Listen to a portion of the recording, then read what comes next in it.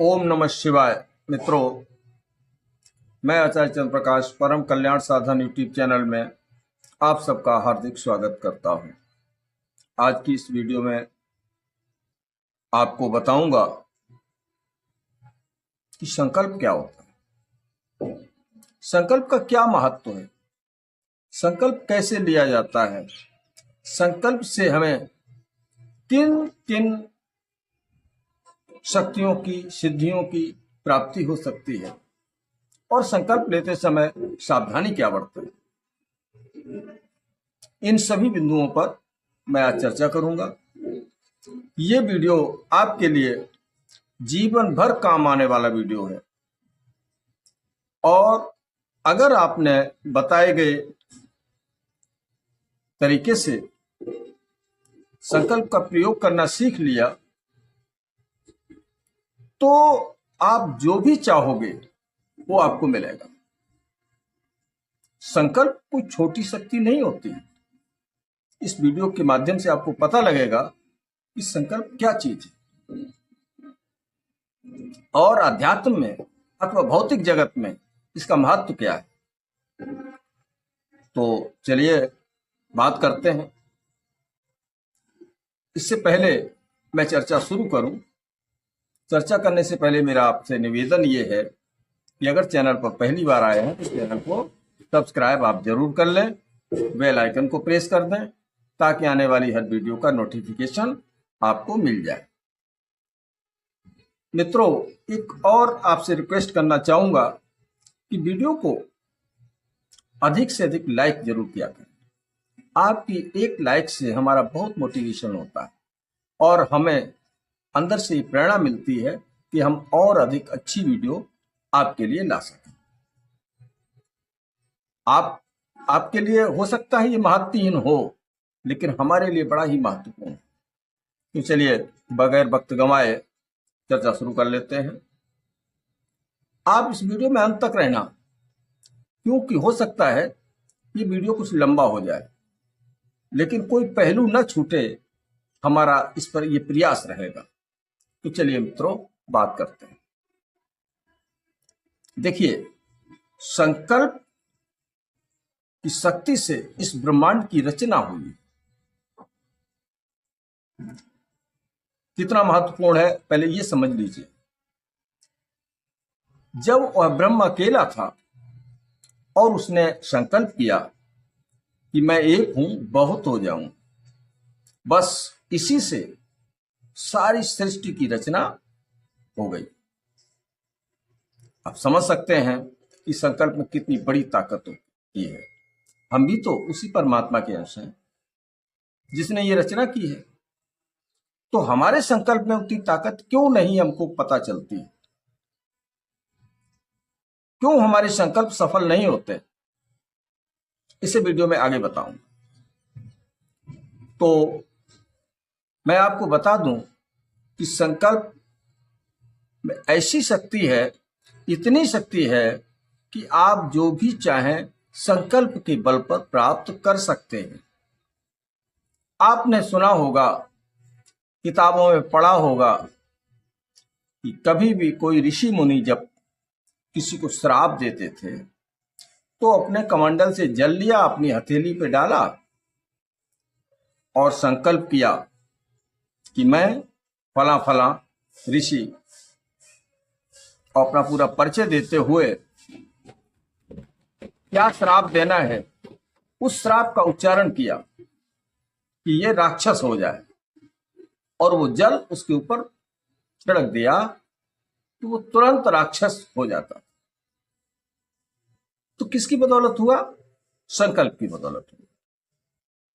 तो इसीलिए मैं आपसे संकल्प के बारे में, इसकी इंपॉर्टेंस के बारे में बताने वाला हूं। तो मित्रों, साधना के क्षेत्र में जब भी आप कोई साधना करें तो संकल्प जरूर लिया करें। बेशक संकल्प आपका छोटा हो सकता है। आप ये मान सकते हैं कि मैं बड़ा संकल्प नहीं ले पाऊंगा, उसे उतने दिन तक नहीं निभा पाऊंगा, तो आप छोटा ले लीजिए। आप 21 दिन का संकल्प मत लीजिए, आप 41 दिन का संकल्प मत लीजिए, आप 11 दिन का संकल्प लीजिए और साधना शुरू करिए।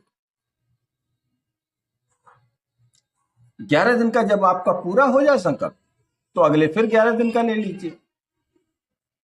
जब आपका संकल्प आगे पूरा होने लगे तो आप बड़ा संकल्प ले सकते हैं, लेकिन संकल्प जरूर लीजिए। बिगनर्स के लिए तो ये बहुत जरूरी है, क्योंकि शुरुआती दौर में अगर संकल्प नहीं लिया तो मन हमारे कई एक तरीके के वो बहाने बनाता है और साधना से हमें उठा देता है, वंचित करा देता है, साधना अपूर्ण रह जाती है। लंबे संकल्पों में भी यही होता है। हमने संकल्प तो ले लिया, लेकिन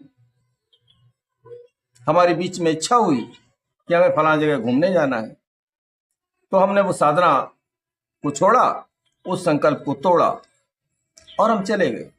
इससे क्या होता है? इससे हमारा आत्मबल गिरता है, हमारा मनोबल डाउन होता है, जिससे आगे के संकल्प हमारे फिर नहीं निभ पाते।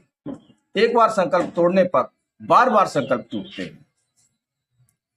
तो संकल्प ना टूटे, इसके लिए आवश्यक है कि आप 11 दिन का संकल्प लें, और अगर 11 दिन का भी संकल्प आप नहीं ले पाते हैं तो 1 दिन का संकल्प लीजिए, अगले दिन फिर संकल्प ले लीजिए। ये मैं सुविधा के लिए बता रहा हूं।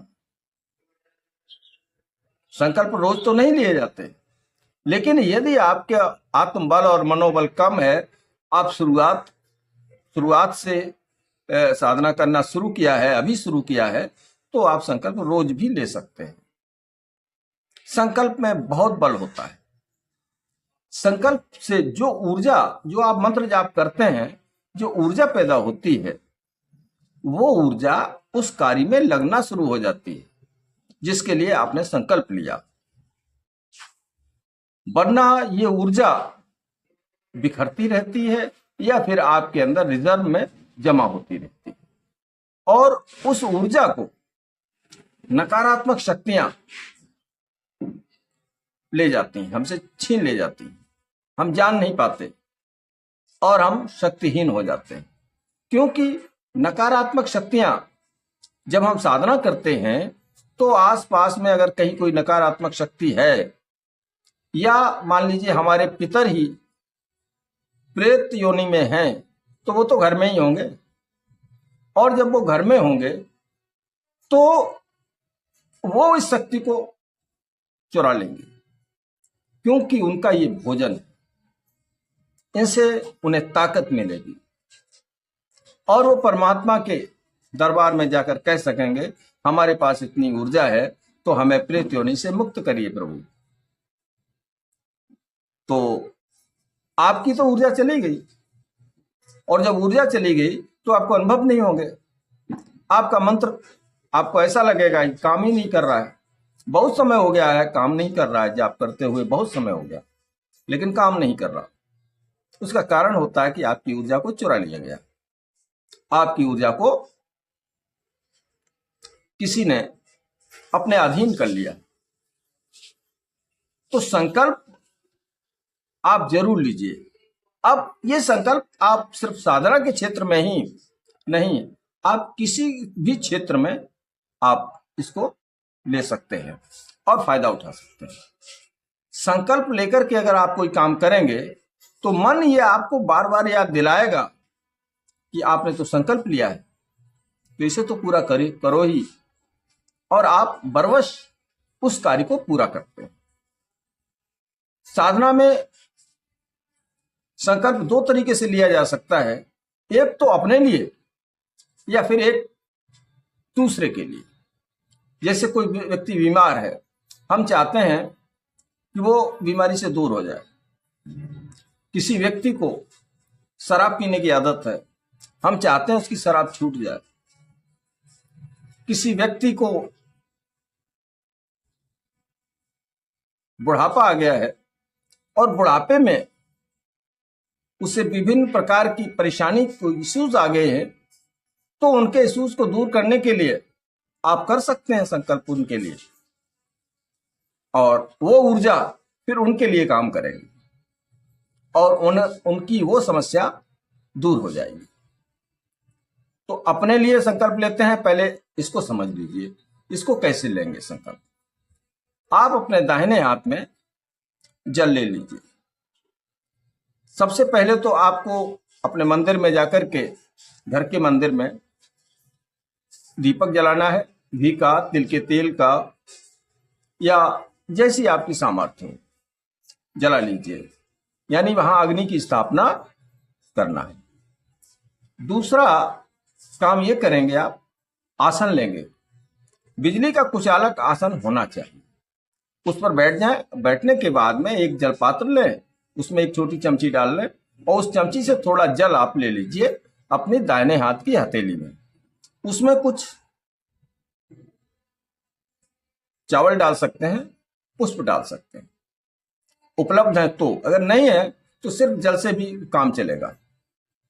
आपने जल ले लिया, अपना नाम, पिता का नाम, गोत्र, स्थान का नाम, दिन का नाम, किस दिन आप कर रहे हैं, कितने समय के लिए कर रहे हैं, किस तरीके से कर रहे हैं, इन सब का उच्चारण करते हुए आप ये बोलेंगे कि ये जो मैं मंत्र जाप कर रहा हूं, इससे उत्पन्न ऊर्जा इस काम में लगनी चाहिए। तो आप निश्चित करके मानिए वो ऊर्जा उसी काम में लगेगी और वो काम आपका सफल होगा।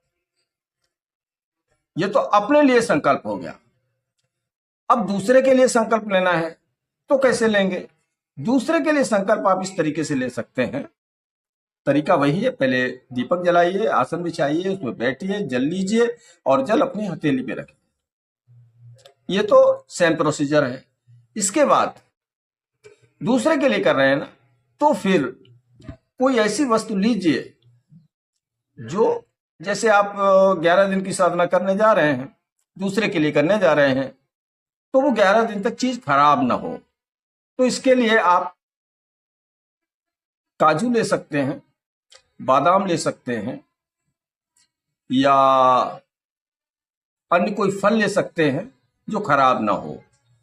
हालांकि सूखे मेवे लेने से वो कई दिनों तक खराब नहीं होते, तो मैं रिकमेंड करूंगा कि आप बादाम, काजू, लौंग या इलायची या किशमिश आप ले सकते हैं। तो उसका 1 पीस 2 पीस डाल लीजिए अपनी हथेली में, जिसमें पानी आपने रखा हुआ है। अब आप अपना नाम, गोत्र सब यथावत बोलिए और बोलने के बाद ये कहिए कि जो मैं मंत्र जाप करूंगा इनके लिए कर रहा हूं। किनके लिए? उसका नाम लीजिए। और इनकी ये समस्या है, ये दूर हो जाए।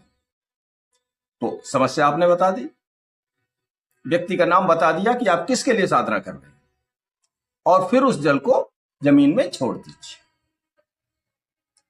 अब छोड़ना कैसे है यह भी ध्यान रखिए। आपका जल अंगूठे की तरफ से नहीं गिरना चाहिए, आपका जल हथेली के दूसरी तरफ से नहीं गिरना चाहिए, आपका जल हाथ की तरफ से नहीं गिरना चाहिए। आपका जल 4 उंगलियां जो हैं सामने, उनके पोरों की तरफ से गिरना चाहिए, क्योंकि यह देव तीर्थ होता है। तो देव तीर्थ में आपको जल गिराना चाहिए। आपने जल गिरा दिया, अब आप साधना करें, और जब जितने दिन का संकल्प लिया था उतना समय पूरा हो जाए, तब आप उसको क्या करेंगे, वो चीज, जब संकल्प लेते हैं तो वो चीज जो है, जो आपने अलग से डाली है, जैसे किशमिश, काजू, बादाम, ये चीजें डाली हैं, या कोई फल रखा है, उसको उठा करके अपने पूजा स्थल पर रख दीजिए, और वो तब तक रखा रहेगा वहां जब तक आप साधना करेंगे। साधना की समाप्ति पर वो बादाम उठा करके, वो काजू उठा करके, लौंग है, इलायची है, जो भी आपने डाला हुआ है, उसको उठा करके उस व्यक्ति को खिला देंगे। और जैसे ही आप उसको खिलाएंगे तो आपकी सारी मंत्र की ऊर्जा जो आपने उनके लिए जाप की हुई है, उनके लिए काम करना शुरू कर देगी और वो उस समस्या से छुटकारा पा जाए। ठीक है, बताने को तो बहुत बताना चाह रहा हूं, लेकिन 15 मिनट हो चुके हैं। अब बात को यहीं समाप्त करते हैं। किसी अगले वीडियो में शेष जानकारी मैं आपको दूंगा। तब तक के लिए आप अपना ध्यान रखें। ओम नमः शिवाय, ओम नमः शिवाय, ओम नमः शिवाय।